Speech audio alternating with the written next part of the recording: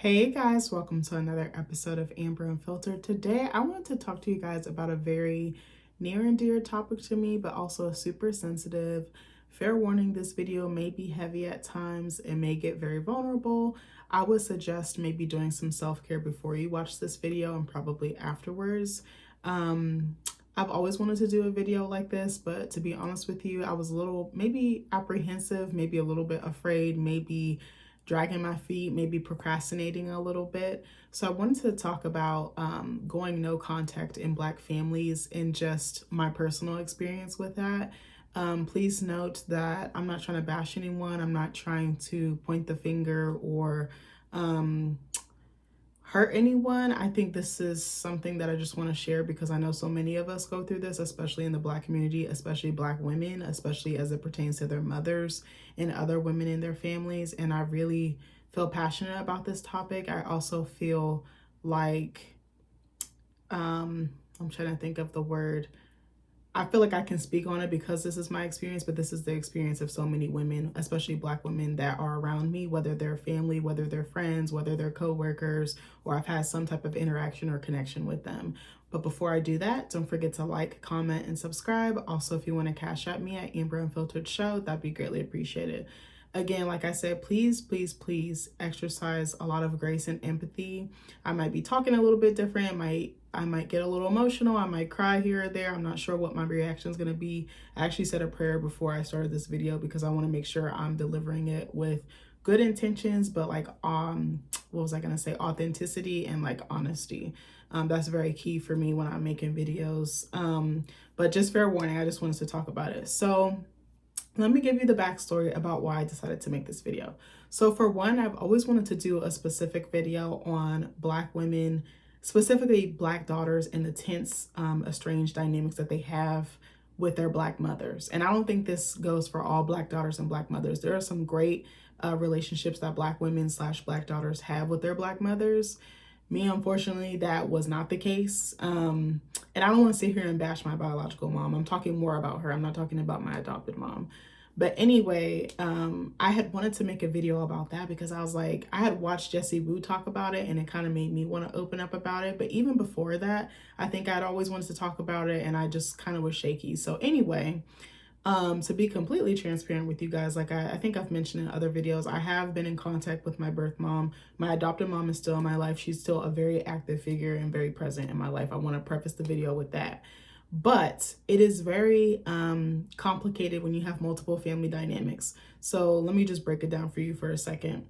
I'm adopted, but I also know my biological family and I've gotten back into contact with them. I was mostly only talking to my brother because I was estranged from both of my parents. And that was a choice I made. I felt like at the time that distance was the best thing I could do for myself emotionally and mentally. And so that's the decision I decided to make. I don't want to sit here and say that my whole childhood or my whole life was bad, but it was pretty traumatic, 100%. But I did have good moments. I did have things that my parents instilled in me, like values and things like that, that I think that they did really well at. But I think that emotionally being supportive and being safe and sometimes even physically wasn't always their strong suit. Again, not bashing them. It's just the truth of what happened.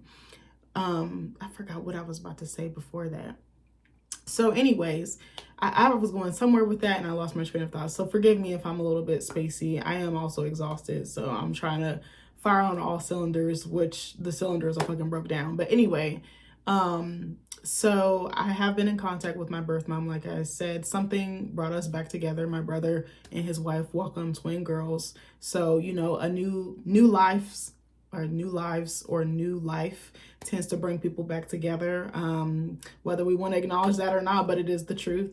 So that was part of it. Also, I think a lot of time has went by, and the older I get, the more I see my parents as humans, and I see them as flawed humans, but I also see them as perfectly imperfect humans. And now that I'm an adult and I'm, you know, settling into my 30s, I'm settling into marriage, I'm, you know, potentially looking into becoming a parent in the future and becoming a mother in the future. I have a different set of eyes on the situation, but I also have different feelings about it because I have been doing the inner work and because, again, I see my parents in a different lens. I don't see them as perfect, you know, on a pedestal. I see them as just human, just like you and me. So I've been in contact with her. We've been talking a little bit more. And if you knew me a year ago, 2 years ago, not even 3 years ago, I would not have been able to talk to her. I'm telling you right now, like my mind was in a different place. I had all the smoke for her. I was like, maybe not all the smoke, but I just was, I don't even want to say bitter. I think I was hurt. I was really hurt. And I felt like I needed to protect myself. And the best way I could do that was not being around. And coming from a woman or, a young Black girl who didn't want anything to do with her mom, I tried to get out of that house as the first thing smoking. Like, I really had already made it up in my mind, like, I'm leaving and I'm not looking back. I'm not turning back. I'm not coming back. I'm not coming back home. I told her, like, I don't want a relationship with her. Like, our relationship was that bad. It was physical abuse, it was mental abuse, verbal abuse, anything you can think of. But then it was weird. She would be very good in certain areas. Like, she was very good with finances. She was good at putting food on the table. She was good at taking care of our basic needs. But I think the emotional needs was where we struggled, and our relationship suffered as a result.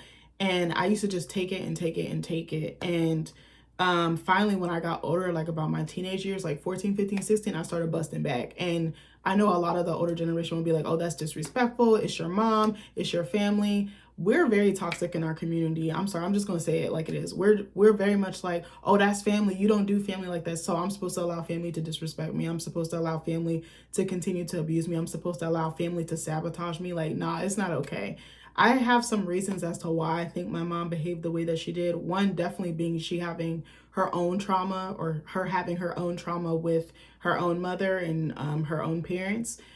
Two, maybe projecting things. I'm just speculating. I don't want to get too much into her story, but because I want her to, well, I don't want to say I want her to speak for herself, but kind of, you know what I mean? Like, she's not here to defend herself. She's not here to advocate for herself. And again, it's not a he said, she said, or she said, she said. I'm just telling you from my POV. But I also suspect there's some other things, some other dynamics at play that I don't really want to get too much into. But, and me and my dad were also very close. So I think that was a point of contention. But yeah, so me and her have been in contact, and I'm telling you, I could not look this woman in the eye. I couldn't call her. I couldn't text her. Like, I just couldn't, I couldn't bring myself to be around her. The last time I had seen her before, I think it was around this time last year. Yeah, like December-ish, they had their baby shower. Like November, December, they had their baby shower. So I saw her some months ago, maybe, yeah, almost a year ago. But then before that, I hadn't seen her in like 6, 7, 8 years, and I hadn't talked to her in that whole period. And I was fine. I was just fine, because I was like, you really hurt me in like the deepest way. For a mother to hurt her child like that, there's something hurt in her. And I had to realize that when I got older. But anyways, we've been texting here and there. She's been checking on me, asking me about me and Nick. Like, I'm fine to talk to her. I'm fine with doing that. Like, I'm okay in who I am and where I'm at in my life. Like, I'm cool. I'm never gonna forget, but I'm cool. You know what I'm saying? Like, I approach it differently. I look at it differently. I'm like, that happened 15, almost 20 years ago. Like, I'm 31. I got my own shit. I got my own life, and I don't have to stay where I'm not tolerated. And I also I'm an adult. I have a choice. That's something I didn't feel like I had as a child. As a child, when you're under your parents' roof, you have to follow the rules. You have to follow the culture or the vibe, and you just in the dynamic, you just have to go with it. You really can't fend for yourself. And a lot of people didn't really know what was going on in our house. Like, another thing we do that's really toxic in the Black community is we have this mentality of what happens in the house stays in the house, or we sweep shit under the rug. And that's so toxic to me. And I would not be passing that on to my kids. I said what I said. I want them to talk about everything. I want them to be emotionally intelligent. I want them to feel safe enough to trust me with their emotions. They're going to be safe enough to trust me with their emotions and to trust me with what's going on in their life. I don't want them keeping secrets or tiptoeing on eggshells like I did growing up. That was just not a fun experience. 10 out of 10, do not recommend. Again, not trying to bash my parents. It just is what it is. So we've been texting a little bit, and she had mentioned that she was visiting family back home, like her family, like where she grew up and everything. I don't want to give too many specifics away, but she was away on travel, and my grandmother came up, and this was like not rough for me, but it was just like, oh, like when I really thought about it, I was like, oh, I really had a bunch of questions that just ran through my mind. So she had texted me a picture of her with my grandmother. I haven't seen my grandmother since I was probably maybe 13 or 14, maybe somewhere there, maybe 15, but I haven't seen her in a very long time. I don't speak to her either. I feel like when I cut her off, I cut off that whole side of my family because, no offense, they can be very messy. I love me a good gossip. Don't get me wrong. Like, one thing a Black woman gonna do, she gonna gossip, but she gonna show up for you, okay? Period. But they're very toxic, and I was like, I'm like working on my healing journey. I don't really want to be around people that's gonna disrupt that, and so I just cut it off, nipped it in the bud, I guess is the best way I could say it. I feel like I basically just took a fucking axe to our family tree, and I was just like, fuck this shit. I'm in the next row planting a new harvest. That was my mindset. So she sent me a picture, and then she was like, your grandmother said that to tell me, your grandmother told me to tell you she loved you, or she loves you. And I was like, damn, that's sad to me that she has to go through her daughter to get to me because we don't even have a relationship. But I was like, estrangement doesn't just start with you and your parents. It starts before you. What I'm saying is it starts in other generations and they perpetuate it and it trickles down. Again, I'm not blaming her. I don't know if there's been estrangement between her and her mom. I would suspect that there probably has been at times. It's probably gotten better or maybe different since, we're getting older and things like that, or they're getting older and things like that. And, with time, I don't think heals all wounds, but I think it does heal some wounds. So I texted my mom back and I said, or my birth mom back, and I said, tell her that I love her too. And I was like, let me get her number. And she's been asking for years for me to call her. And I've called her maybe once or twice within the years, but I haven't seen her. Didn't know what she looked like. I don't know where she lives, like nothing. Like, I have the general gist of where she lives, but like haven't gone to visit, haven't sat at her table in a long time, haven't had, a plate of her cooking. Like, I was just thinking about that loss. And that's what inspired this video. So then I got her number and I was like, I'm going to try to call her. And to be honest with you, I did call her yesterday, but she didn't pick up. I was like, she probably doesn't even know the number. And then her fucking voicemail was full. So I was like, I'll try again. I was like, maybe I'll try Wednesday night while I'm making my Thanksgiving dish. Also, sidebar, totally off topic. What are you guys making for Thanksgiving? It's been requested of me to make mac and cheese, and I realized I cannot fuck this up. So I asked my dad, who's like the mac and cheese goat of the family. I was like, hit me with the recipe. I was like, I might have to call you so you could walk me through it. And actually something else I really want to do, I know it's not related, I told him, I was like, we need to start documenting recipes, because I was like, a lot of Black people be so skilled and talented in the kitchen, and there's like an ancestral connecting factor to these dishes, but then when the person dies, that's it. So I was like, we need to write this down. So he has sent me a bunch of texts with like the tricks and tips he uses to make his mac and cheese as good as it is, because his mac and cheese is probably my favorite. My Aunt Rachel, her mac and cheese is fire, but I'm sorry, I said what I said. Like, my dad's is like king, okay, but my Aunt Rachel, they neck and neck, okay. She probably gonna eat my ass up when she see this, but I love you, auntie, don't beat my ass. But he sent me some texts and I screenshot it, and what I did was I ran it through ChatGPT to tweak it up and give it like sauce, and then I emailed it to him and I'm like, hey, can you put your like your charisma, your sauce on it, your flavor on it? And he was like, okay, I bet, I'm gonna look at it. And I was like, start measuring stuff. I was like, I know Black people don't measure stuff, but I was like, please put measurements, put anything that makes the recipe you in it, you know what I mean? Like, I want to get, my goal is to get different recipes for my family. I even want to get some for my birth mom, because she makes really good soul food. Like, she used to make this, Patti LaBelle had a cookbook, and she had this smothered chicken with, I think, potatoes in it. That shit was so good, because it was like a thick gravy, but it was so good. Like, every Sunday my birth mom would make soul food. She'd make fried catfish, fried green tomatoes, smothered chicken. I mean, just like that down home cooking you can't get at a restaurant. You got to get it from someone's kitchen, someone's house. But anyway, so I forgot where I was going with that. So I was thinking about how, in me not talking to my birth mom all those years, I missed out on a relationship with my grandmother. Like, I had a relationship with her when I was younger, but when you get older, you start seeing shit for what it really is. But then I started thinking about like my aunties and just the women in my family, and I was like, that's sad to me. Like, I felt like I had to go, like, things were so bad that I felt like I couldn't even talk to you, that I couldn't come to your house, that I couldn't know anything about your life, that I don't even know where you work, where you live, who you hanging out with, what you like to eat, what you like to do. Like, it's like I'm getting to know my birth mom all over again. And like, she's been sharing things with me. I'm not going to get into specifics about what, but I'm like, this is kind of sad to me. So I was like, I want to talk about this. So initially I was going to talk about going no contact with parents, and then in Black families, and then it went into a rabbit hole. You know me, I be getting deep in the trenches on the internet streets, but I wanted to actually start, I know I just talked for like 15 minutes, but I wanted to start with this quote I found on this website because it really caught my eye, and I was like, this was me. This was me. Like, as an adult now, like as a 30-year-old woman versus a 20-year-old woman versus a 15-year-old woman versus a 10-year-old girl who made that decision to walk away from her family, like, it hit me because I was like, this is me. Like, I feel like I'm about to cry now. But I literally looked up. Okay, so the first thing I looked up, and I'm kind of going back and forth, so please just forgive me. The first thing I looked up was going no contact with parents in Black families, because I wanted it to be very specific to the Black experience. So then I found this Reddit thread, and it says, Black women who have gone no contact with their mothers, what was the hardest part for you, and how did you find the strength to keep going? Then I looked up Black women who are estranged from their mothers, because I was like, there's a reason why this keeps happening. If I told you, pretty much most of my friend group's pretty mixed, but it's predominantly Black women. Pretty much all the Black women that I'm friends with are going through this right now. If their mom is still living, they're still estranged from them. They're in their 40s and 50s with kids, married, jobs, full lives, still estranged from their moms. Like, this is a problem. This is an epidemic. This is a fucking pandemic.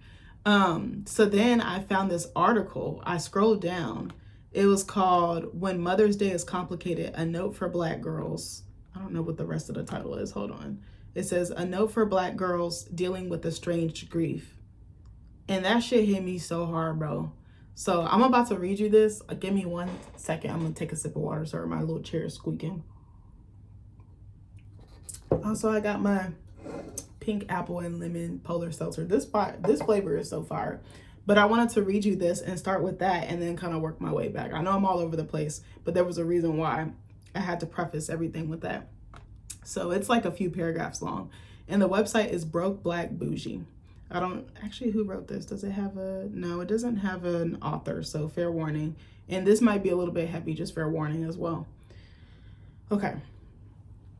As a young adult, I tried to fix things that weren't mine to repair. That shit hit me right in the feels. I'm sorry. I'm gonna read this slowly.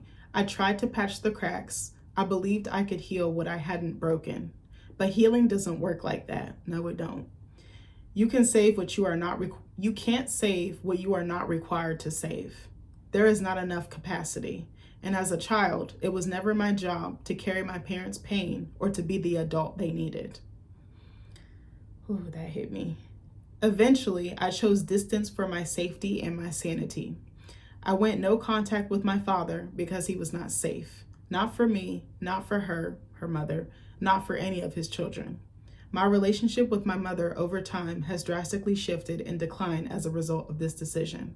And it's a hard decision to make. In the Black community, we are often taught to protect family, even when it costs us everything. We keep secrets, we smile for photos, we normalize abuse and say, that's just how they are. But that silence, that forced masking is killing us. We're afraid to speak the truth about the parents who broke us while still being expected to set a table for them.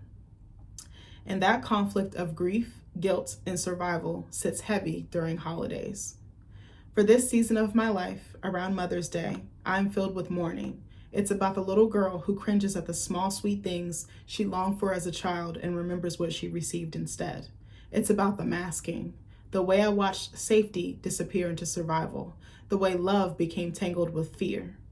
Over the years, I've met so many women who tell variations of the same story. Women who stayed silent, smiled through pain, convinced themselves that chaos was love, mothered their mothers, and had to mother themselves. There's a little bit more. This is not a list of grievances. That list belongs to the book I'm still writing. This is a truth offering. To the women navigating complicated family dynamics, the daughters who love from afar, and the ones who chose distance and called it peace, I see you. On days marked by remembrance and celebration, it's okay to feel the weight. That too is healing. That too is self-love. And I just wanted to show you this gif of Janet Jackson. I think, is this from Poetic Justice? She's just hugging a woman, another woman. But I wanted to start with that because it really, really touched me. And I had just read this like minutes before I hopped on the camera, by the way. Like I briefly, and I was like, oh, I need to start with that because I feel like it's applicable to me, but to the Black women that follow me on this channel and to the Black women I befriend and come into contact with in my everyday life, I see you, sis. I hear you and I believe you. And I'm so sorry that this happened to you. But I want to go back to some of the lines that really stood out to me. I love that as a young adult, I tried to fix things that weren't mine to repair. I tried to patch the cracks. I believed I could heal what I hadn't broken. And I love the last line. And as a child, it was never my job to carry my parents' pain or to be the adult they needed, because that was definitely me. I definitely felt like I was adultified. And if you don't know what that is, it's basically where a child is treated as a mini adult. Like, you basically have so much responsibility. You don't have a normal childhood. You're responsible from a young age. You help with like child rearing. You help like with the functionality of the household. You don't really get like to stretch and like really flex like your childhood muscles. You just immediately go into, I'm paying bills, I'm helping with things that should be handled by the people that brought you into this world, if that makes sense.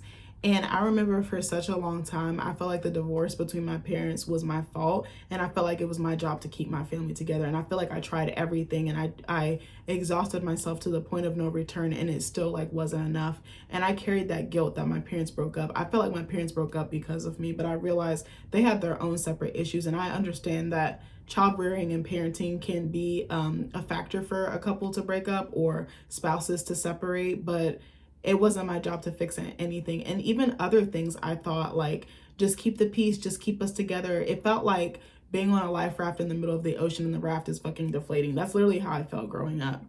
And then the part where she's like, eventually I chose distance for my safety and my sanity. And then explaining why she did it, because she didn't feel safe, and in multiple ways. And then the that's kind of how I felt. I remember being so young and feeling like just pure like vitriol, or almost basically pure hatred from my mom. Like I felt like this is so fucked up. At that time, I felt like I shouldn't have been born. Like, she made me feel like I was an inconvenience, like I was a burden. And even to this day, I still struggle with those thoughts. I'm like, oh, I shouldn't ask for help. I'm inconveniencing someone. I'm burdening them. Like, it takes a lot for me to really share, and it takes a lot for me to admit that I'm struggling, or that I'm down, or that I need help, maybe more in an emotional sense than a physical sense. And I'm fighting with those thoughts now, and I'm trying to like deprogram myself from that line of thinking, but also rewire myself or my nervous system or my mind to be like, hey, you can ask for help, and it's not going to be perceived as you're a burden or you're making more work for someone else. Because that's how I felt growing up. I felt like I shouldn't ask for anything. I felt like I should not be seen, not be heard. I felt like I was just a bother, and that they didn't want anything to do with me. And I also felt like they didn't want me around. And that was another feeling I felt. Actually, my brother had extended an invite to me and my husband for Thanksgiving, so we're gonna be with them. I haven't eaten a Thanksgiving meal with them in probably like 15 years, bro. Like, I was like, I can't believe this. Like, I was almost shocked. Like, my brother like slid it in there so casually, but then what was interesting was, again, I was texting my birth mom, and she was like, I really hope that you and Nick come. And to be for real with you, like, it hit me, because I was like, there was a time where I felt like she didn't even want me around. Like, I feel like she didn't want me. And I was like, that's so crazy to me. Like, all this time now, like, you're giving me that validation, or that, maybe not validation, you're giving me that cosign or showing interest in me. That's what it really was. Like, I was shocked.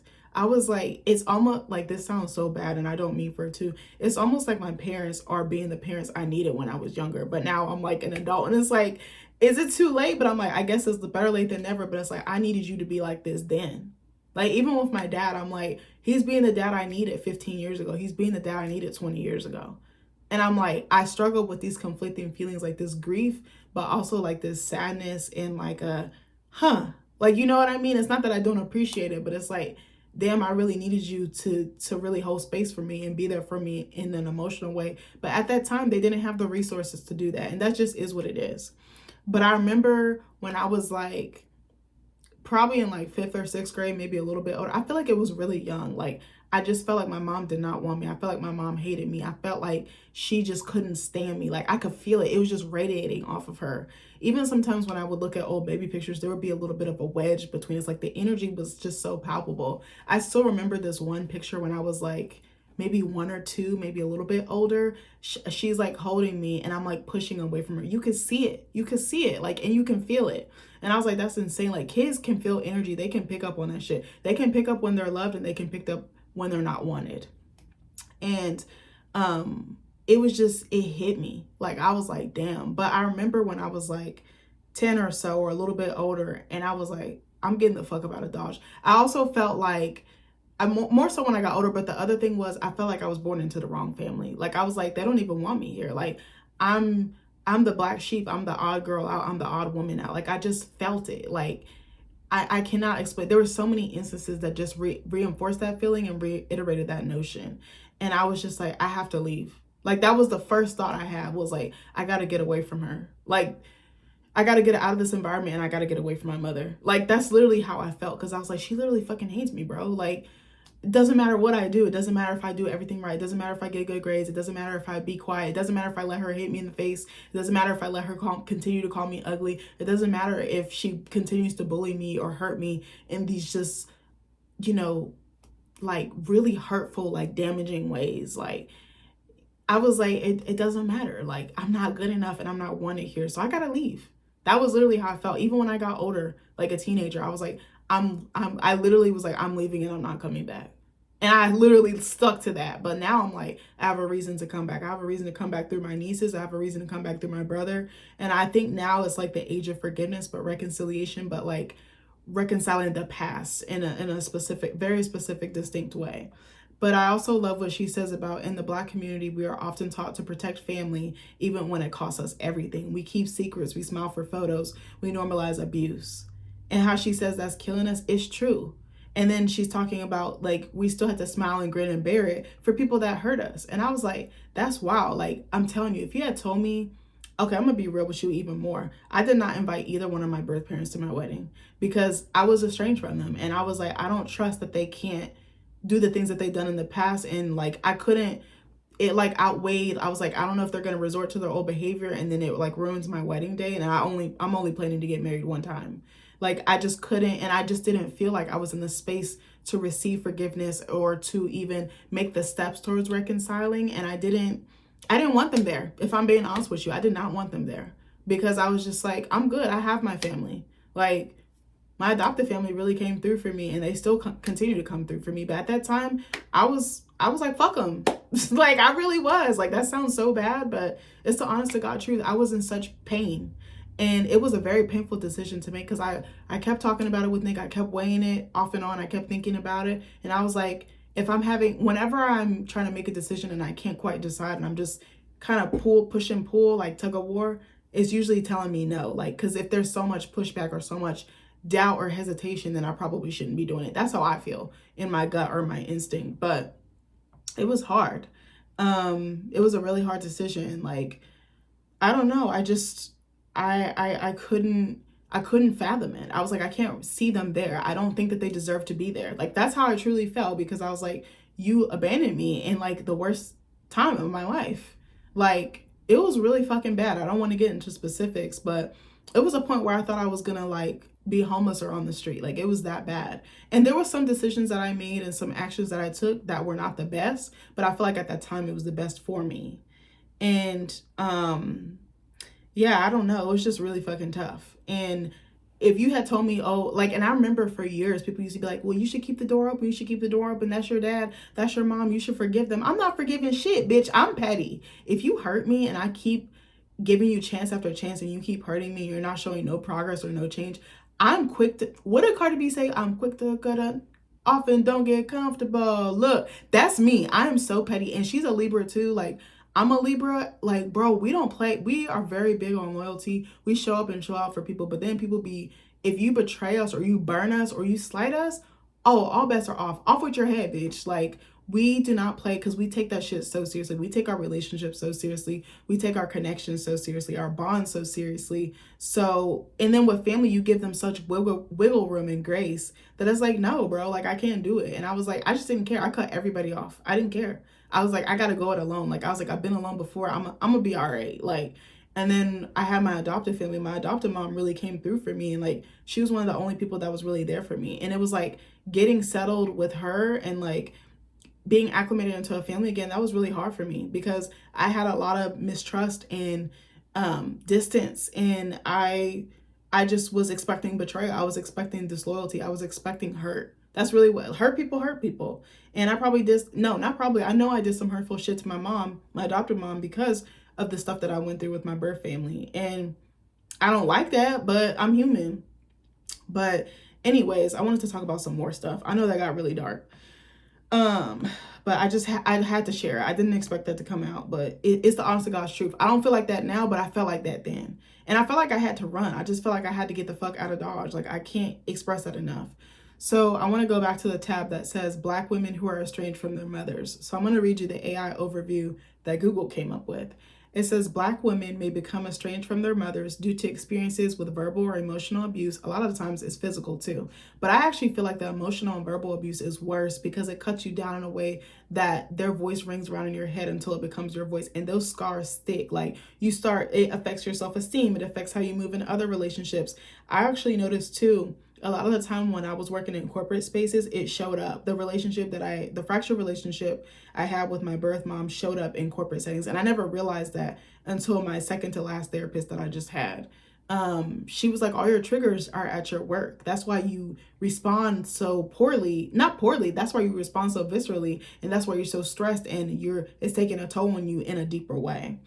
And I always had toxic relationships with women. Not all of the women, but a majority. Like, pretty much any job, I had some smoke with a woman being jealous, insecure, projecting her shit on me, or bullying me, like pretty much how I got growing up. It'd be crazy to me that your mom could be your biggest bully for real. But there's something broken in her. And I had to realize that when I got older, but I didn't realize that then. It says a lack of validation and broken boundaries. And that's another thing. A lot of Black moms don't have boundaries with their daughters, and they push their daughters to the brink, to like exhaustion. And also something else I want to touch on, even again, not trying to bash, but I definitely feel like Jessie Boo said, Black daughters are raised on survival and Black boys are raised on love. I feel like Black boys are given so much grace. They're allowed to make mistakes. They're allowed to just kind of be normal in certain senses. I do feel like some Black mothers can almost make their sons their man, which I don't agree with. But I feel like Black daughters, like, they're just so much more is expected of them. They're expected to be responsible. The leash is much tighter. I remember just like certain things I was not allowed to do. I was like restricted from, and even like when I started developing and just like wearing certain clothes and stuff. Oh, you're being fast. Oh, you're being loose. Oh, you're being grown. You're being a little too sexy. You're being too sexual. Close your legs. Do this. And it's like, bro, like I'm developing. Like I'm a young Black girl coming into her womanhood, coming into her sexuality in her more mature years. What do you expect to happen? But my brother, she would let him do whatever he wanted. Like, she would buy him a lot of stuff, and she would treat us differently. So then it created another divide between me and my brother. And I think that's why we have estrangement even to this day. And it's not estrangement like out in full. It's more like strained, if anything. Like, it's like we want to connect with each other, but it's hard to do that. And we're like trying to get to know each other as adults as opposed to kids. And that's completely different, especially when you had space and time apart. Me and my brother were very close, but then it was just like the older we got, it was like we were pitted against each other. And that, again, it just creates all these dynamics that are very hard to untangle or deprogram or deviate from. But it says this can lead to feelings of being unseen or unsupported. This estrangement is a difficult experience, often complicated by community expectations, again, to maintain family ties. Even when people fuck you over, even when people hurt you to your core, you still expected to just, oh, that's your family. Nah, bitch, I'm not doing that. I'm not subscribing to that bullshit. Leading to guilt, isolation, and loneliness for the daughter. And I felt all these things. Mostly the second two. I think I did have periods in my life where I felt a ton of guilt for the way things played out, and it made me really sad. I was like, this is fucked up that I don't even feel like I can have a relationship or a rapport with my own family, the people that brought me into this world and raised me and instilled certain things in me. But I felt very isolated. I felt very lonely. I felt like I couldn't tell people what I was going through, and I just had to go through it alone. So I'm a loner at my core. I will tell you that. I do have a good friend group. I do have great support systems now, but I'm still a loner, if that makes sense. Like, I can be around a bunch of people and I could be checked out and just in my zone. Like, it's really bad. And I'm trying to push myself to be out of that now. I'm trying to like push myself to take risk and like put myself out there and network and commune with people. It says it is crucial to cope by accepting feelings, seeking support, and grieving the relationship while also prioritizing one's own being or well-being, excuse me. So it says common reasons for estrangement: emotional and verbal abuse. Many Black women report experiencing verbal abuse, criticism, and emotional harm from their mothers, leading them to feel like their mother is an adversary rather than a source of support. And I definitely went through this pretty much from the time I was born, or could walk and talk pretty much. Like, I just felt like a piece of shit under her shoe. Like, I was just like, she's stomping all over me, she's cutting me down. It was just very hot and cold with her, like very Jekyll and Hyde, and I didn't understand it. And I was like, maybe she's just repeating the things that her mother has done to her, which I have grace for and empathy for. But at the same time, like, I'm not your mom, and you don't have to project that woman to woman interpersonal relationship on me. But yeah, I definitely felt like this. Everything I did was under a microscope. She would criticize me and like just cut me down to the point it was just exhausting. And I thought little of myself. And I think that low self-esteem manifested in other ways. It definitely manifested in my dating life, but also how I saw myself and just the moves that I was making. I was involved in very toxic relationships because I was very unhealed. I didn't love myself. I didn't think much of myself. We were called all types of bitches and ingrates and bastards, all type of stuff. Like, when I tell my husband, he'd be like, your parents said that to you? He'd be like, my parents never said nothing like that to me. Actually, he just said that to me last night. I forgot how we got on the topic, but I was like, yeah, I'm not. Oh, because I was joking around, roasting him and the dog. But I was like, for real, I'm not going to do that to my kids. Like, he was like, we're not doing that up in here. And I was like, agreed, 100%. But it's just like the norm. And then it's like, then they gossip about you to your family. So then like the whole family's against you. And then everything you do is picked apart. You feel like you're like a carcass and they're like vultures just descending, picking your guts inside and out apart. Like, that's literally what it feels like. It's so raw, it's so guttural, and it's so painful, but we don't talk about it enough.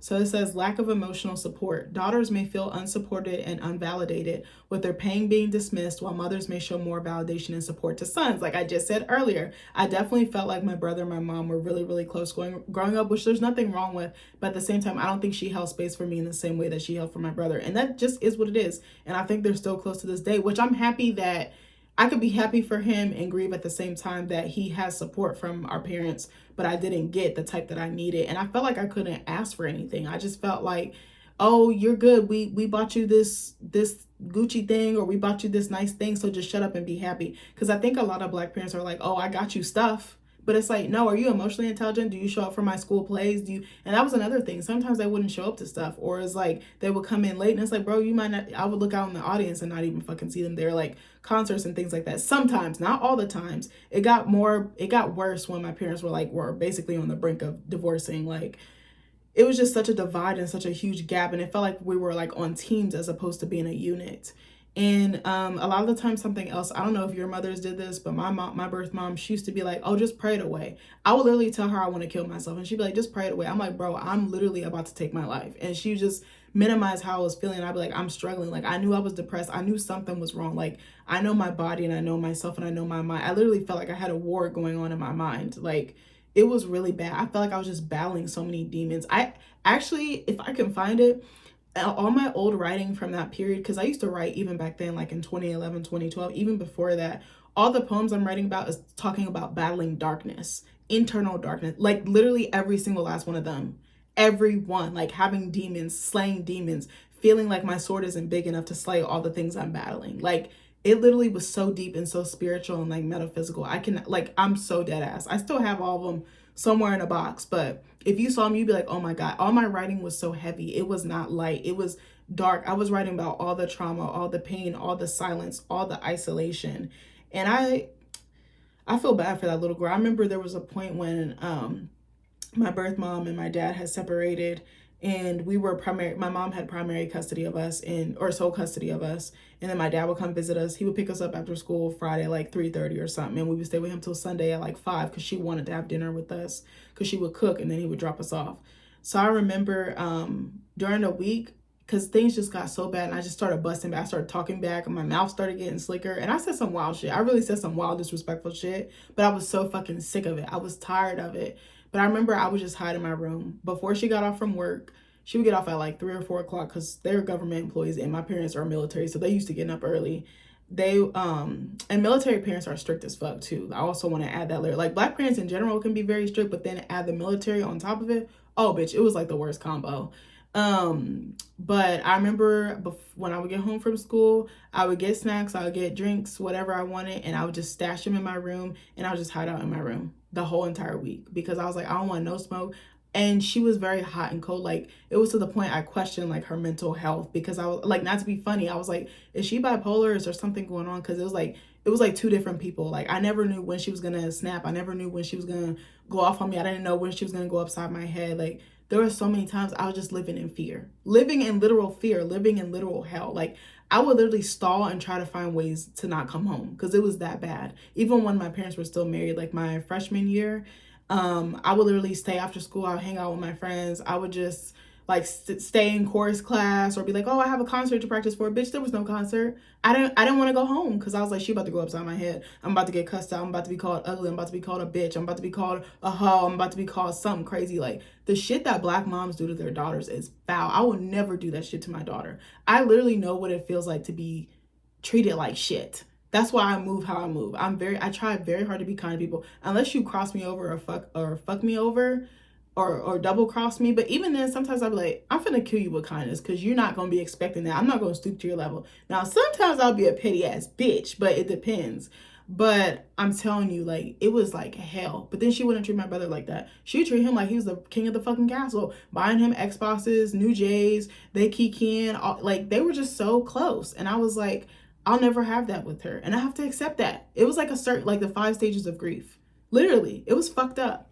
But anyway, so it says, broken boundaries. Mothers may cross boundaries through emotional, physical, or financial entitlement or by dismissing their daughter's feelings and responsibilities. That's another thing I went through. I remember I would ask for stuff. She'd be like, oh, you don't deserve it. I'd be like, can I get my hair done? Oh, you don't deserve it. I'm not spending money on you. But I'm like, you just spent $300 on him for a fucking console, a gaming console. Like, bro, what?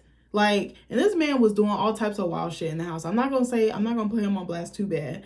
But I would ask to get my nails done. I started having to learn how to do that stuff myself because she wouldn't treat me. She would go get her hair done. She would go get her nails done, laid and fried and to the side. You know, what's the saying? Died, lied, and I can't say. You know what I'm saying?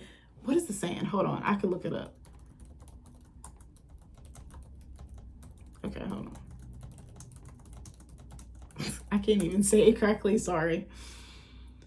I'm trying to see if I can find it. Okay, I'm sorry. I couldn't say it right. Fried, dyed, and laid to the side. Literally, though, like, she would be on point. Her maintenance of her beauty, she's still like this to this day. Like, she'd be sending me tips and stuff, and I'd be like, this ain't me. I'm like, I hate going to the hair salon. It's fucking traumatic. White people don't be knowing how to do my hair. Hispanic people don't be knowing how to do my hair. Then they cut too much off. I'm in here crying, looking like a fucking like a patient zero. Like, I'm like, no, bro, I don't like getting my nails done because they be talking shit about you. Then they be trying to upcharge you with the designs and everything else, and they make me feel like I shouldn't be there. And I already know how y'all feel about Black people, so it's just like, I'm good. Like, but she was like, would come in with the latest and greatest, like BB, Gucci, Louis. I mean, my parents, like, they were designer dripped all out. Like, she would get stuff like on discount and stuff like that, or like go to the outlet. Like, she was very good with money. I'll give her that, and she's very smart. But bro, like, it was hell. It was hell. Like, I used to have to, like, she actually taught me how to paint my own nails, and that's how I know how to do my nails. Like, honestly, because I think she didn't want to spend money on me. I think she thought I wasn't worth it. Actually, if I think about it now, I think she thought my brother was an investment and I wasn't worth investing to her. I really think so. But this man was out here wilding. Like, I'm telling y'all, if I told y'all the real tea, you would be like, girl, what? Like, I don't really think I was a bad kid. Sure, probably mouthy, sure, probably sassy, but what little girl isn't? But for the most part, I was like very compliant, did what the fuck I was supposed to do. Of course, I got outlined, had my moments, but I was like really quiet. I was very shy. I didn't talk. Like, I felt like actually growing up, I felt like a bird trapped in a cage, and I didn't like what clip wings. That's literally how I felt. Actually, a lot of the other poems and like stories and things I would write would touch on that, like being a phoenix, rising from the ashes. Very much like I Know Why the Cage Bird Sings by Maya Angelou. Like, for real, that's literally how I felt. I felt like I couldn't fly. I felt like I couldn't do shit. I literally fucking remember like being younger, like probably 4th or 5th grade, maybe somewhere in there. And we had this gorgeous house that my parents had built from scratch. Pretty house, but our house was hell. And I remember looking outside and wishing I was outside, like free. And I remember I would just like stare at birds, and I was like, they can fly, they can leave whenever they want, and I can't. I'm fucking trapped here. And we used to have to do mad chores. Like, I felt like I was an enslaved person. Like, and I don't want to shit on my ancestors like that, but I felt enslaved in the sense I was always cleaning, cooking. Like, it was just too much. Like, I felt like my house was like a plantation. Like, that sounds so fucked up, and I don't mean for it to. And I'm not trying to disrespect my ancestors by any stretch of the imagination, but that's literally what it felt like. Always, and we always had to be on our P's and Q's, or we would get our ass beat. And my dad would beat us like we stole something, like with the belt. Sometimes we used to get whipped with extension cords. Sometimes he would pick us up and we'd be swinging and he'd just be hitting us. Literally, sometimes he would beat us for 20 or 30 minutes. Bro, you want to know why I have trauma and don't like sports? I fucking hate sports. And I'm actually hosting a Super Bowl party, ironically. The reason why I fucking hate sports, my dad would literally have on ESPN, Sports Center, Around the Horn, if y'all know those shows, and he would beat us for the entire episode. If you know, those shows are like 45, 60 minutes, 30 minutes, 20-minute segments here. Imagine getting your ass beat and there's nothing you can do, and your mother is sitting there watching or not even intervening. If somebody was beating my child like that, I'm sorry, you got to see about me. Like, I'm sorry. That's why I made the decision. I'm not beating my kids. Like, you might get a pop on the butt or the hand, but I'm not using a belt. I'm not using a shoe. None of that shit. None of that. I used to get hit upside the head with fucking flat iron shoes, whatever was nearby, bro. Like, I don't want to do it. That's violent as fuck. Why would a child want to be in a house like that? Like, it don't make no sense to me. Sorry, that got dark. And that's the light Cliff Notes version. So it says the impact of cultural expectations, the strong Black woman trope. There is a cultural pressure for Black women to be strong, which I fucking hate, which discourages them from openly discussing their emotional challenges or weaknesses, including pain caused by their mothers. Yeah, I was just very silent.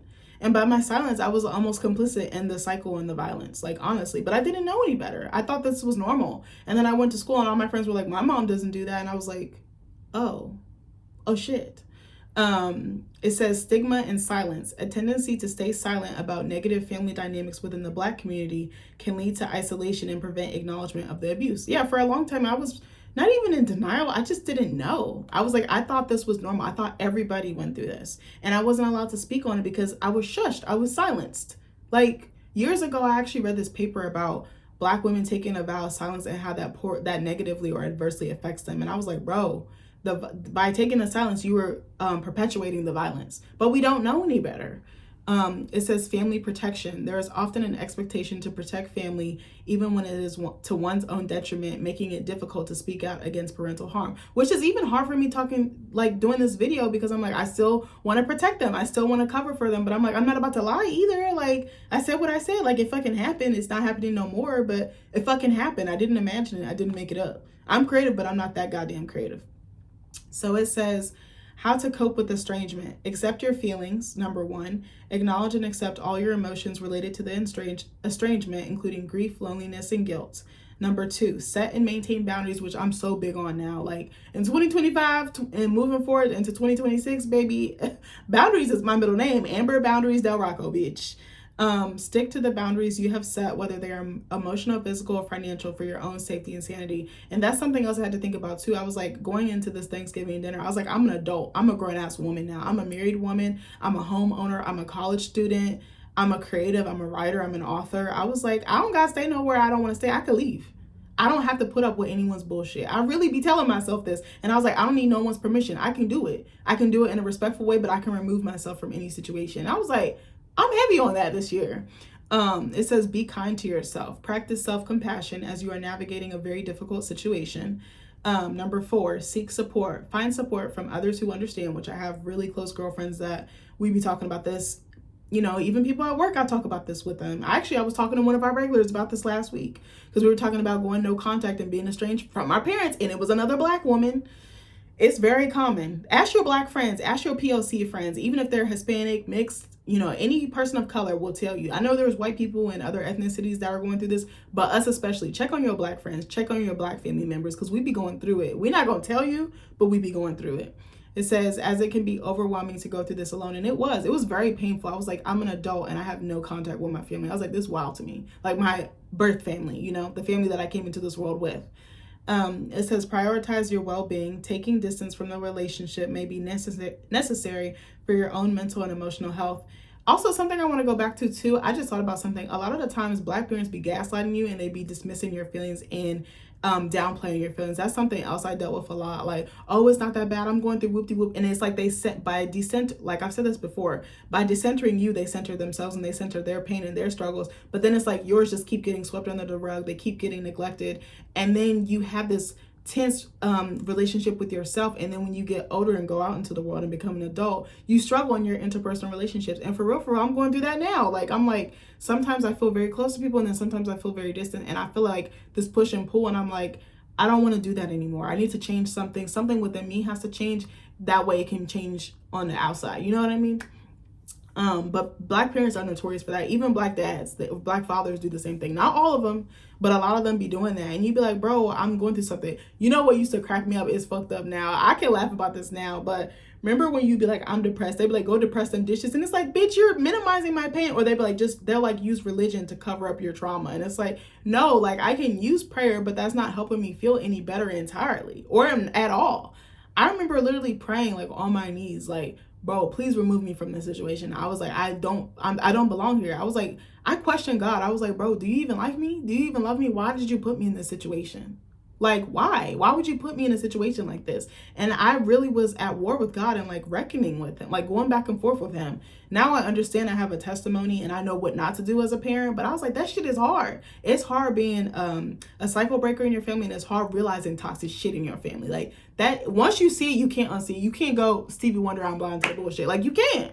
You see it, now you have to do something about it. Either you can continue to let it persist or you change it. And it's tough. It's really fucking tough because there's no manual on it. It says, reconcile only when ready. Do not feel pressure to reconcile with your mother. Only do so if and when you are ready and if it is safe for you to do so. I agree with that shit. I was going to read y'all this Reddit thread, but it's kind of long. Ooh, I'm reading this to you. Hold on. You know what? I'm not gonna read that because that's kind of personal. But I thought that Reddit thread, I'm gonna go back and read it. I'm not gonna read it on camera. Give me 1 second. So then, all right. It kind of said the same thing. Yeah, I guess yeah. Okay, I'm gonna still read this anyway because I think it's still key. It might repeat some of the same things that I just said about Black women who are estranged with their mothers or from their mothers. So this one was going no contact with parents in Black families. So it says, going no contact with parents in Black families shares universal aspects like ending a toxic relationship. Because it is a toxic relationship. I used to tell myself it's okay to divorce your parents. Because I was like, the divorce didn't just happen between them two, but it also happened between me and them together and then me and them separately, you know? And even my brother in some capacity. It said, but it may also involve unique pressures such as cultural stigma and fears of shame or looking like an oppressor.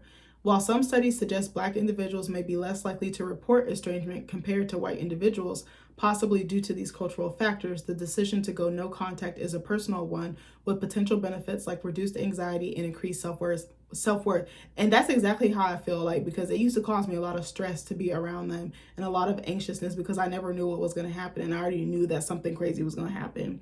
And I feel like I've developed a strong sense of self, and my self-awareness and my intuition are so on point that I don't doubt it anymore. There's sometimes where I'm human where I'm like, I don't know about this, but then I'm like, no, I'm good, I got this. Like, I know what I'm doing, I trust myself, I trust you. And I love you, girl. It says, it is important to consider the impact on other family members and build a strong support system of friends and chosen family. And that's exactly what the fuck I did. I think it kind of touches on this. Okay, so it says cultural and social considerations. Stigma. There can be intense stigma surrounding family estrangement in Black families, leading some to be reluctant to discuss it. Fear of judgment. Individuals may fear being seen as shameful, ungrateful, or oppressive for cutting off their parents. Extended family. The decision can be complicated by the impact it has on siblings, extended family, and the community. And I definitely feel like that happened to me too, because I still get the, oh, you got adopted. Why would you do that? Have you talked to your mother? I remember my dad's mom. Anytime I would get on the phone with her, this woman would start with, have you forgiven she would say my birth mom's name. And I'm like, no.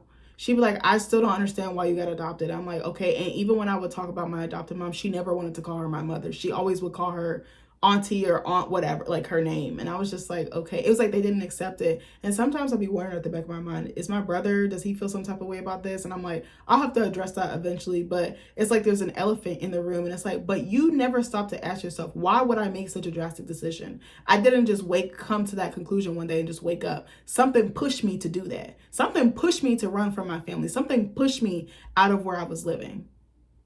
Like, I didn't just wake up and come to that. And I'm a very intentional person. So I was just like, nobody ever stops to think about that. And even my dad was upset that I got adopted. But I was like, you literally fucking left me for dead. Like, what was I supposed to do? And he was going through shit at the time. And I can empathize with that. But at the same time, I needed you and you weren't there for me. So someone else stepped in.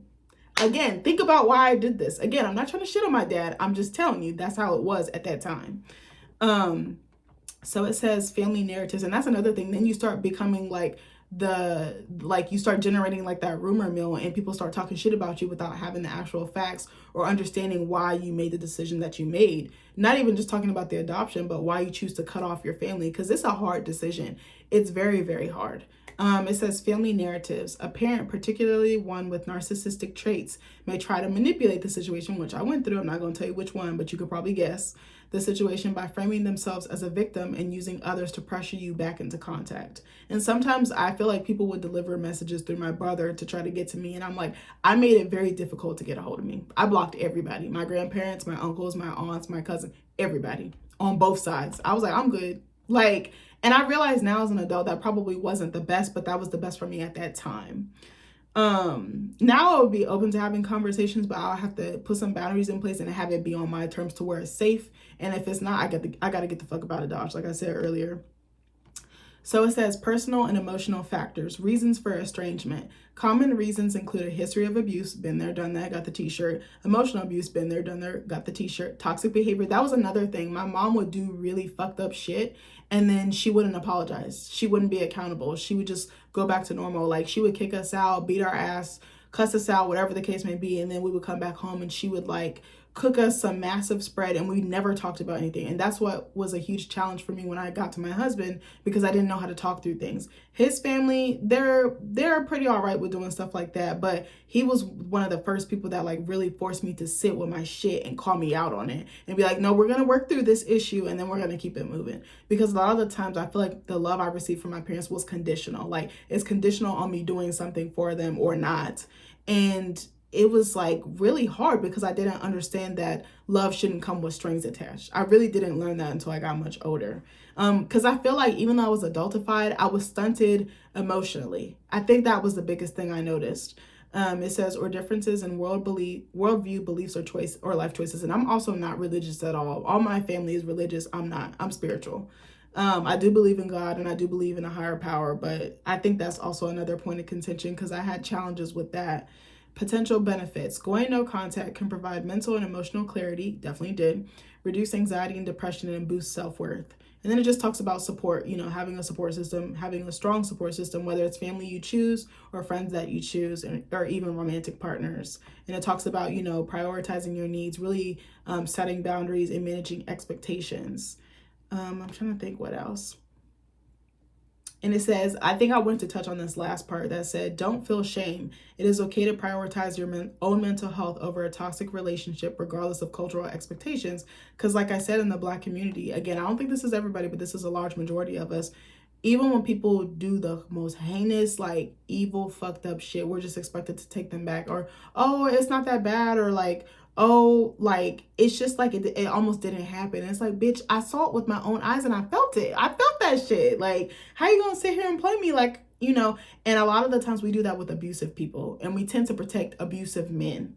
That's something else I noticed. And for a long time, people were doing that with my dad when he was in that era. I'll just say that. Like, and I was like, are y'all fucking serious? Like, y'all don't see what I see? And it's like even harder when they're like charming and they're able to win people over. That's the other thing. So I just always felt like I was like on an island, like isolated. I felt like I was on like fucking Gilligan's Island. Remember Gilligan's Island from fucking Martin? Sorry, I don't know why I just thought of that.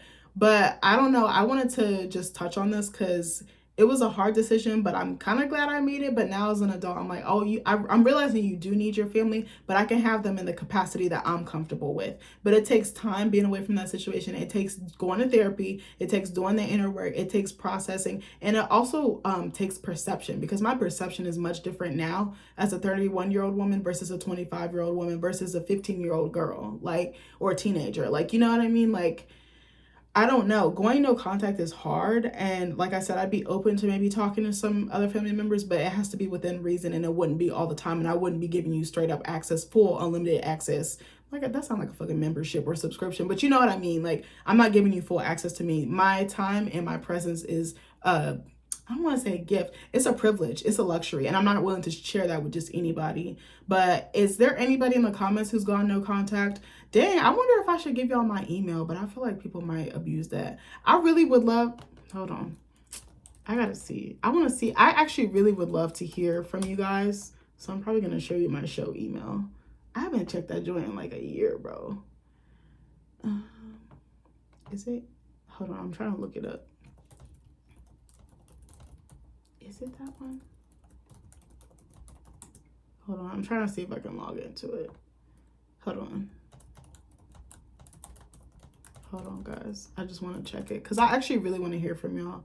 Oh, shit. Did I forget my password, bro? I think... Hold on.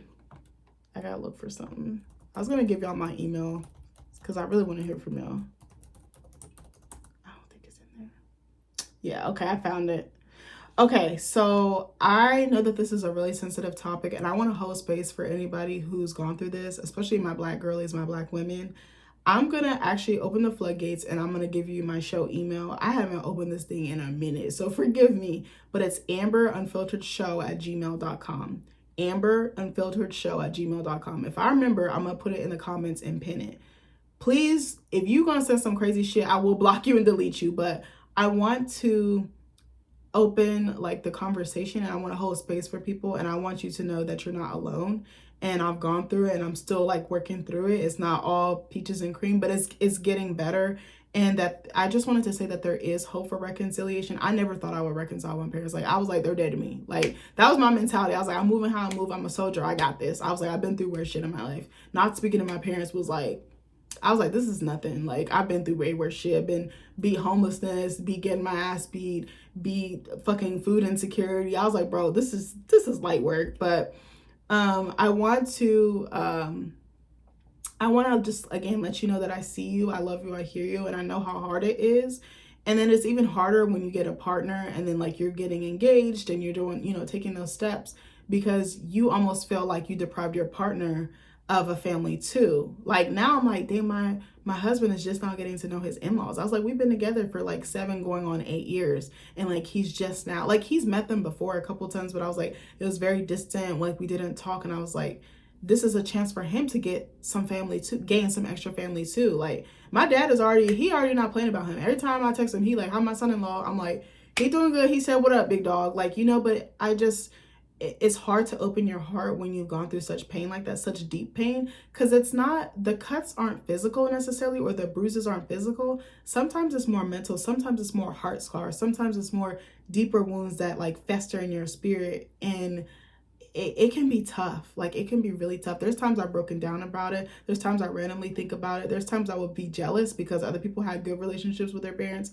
There's times I would want to pick up the phone and call my parents, more so my dad, because that man was my dog. Like, we be talking on the phone now, and it'd be like just how we picked up right where we left off. But I want to stress how hard it is, and it does take a toll on you. You have to be really strong, but you also have to do the work. I can't stress that enough. Start journaling, start doing your self-care, whether it's going for a walk, going to a yoga class, you know, getting your nails done, just something for you. Start taking care of yourself, and start taking those steps to forgive yourself. That's the most important part.